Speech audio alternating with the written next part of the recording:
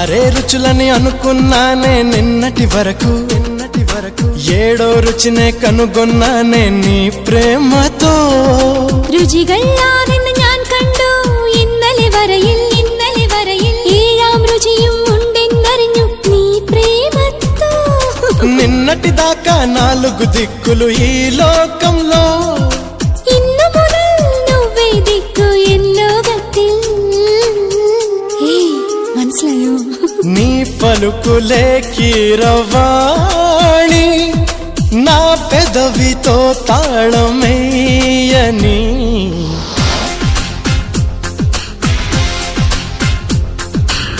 మాధవుడే బ్రహ్మను పూని సృష్టించాడేమో గాని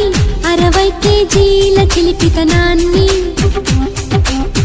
అలుపన్నది ఎరుగని రవితేజాన్ని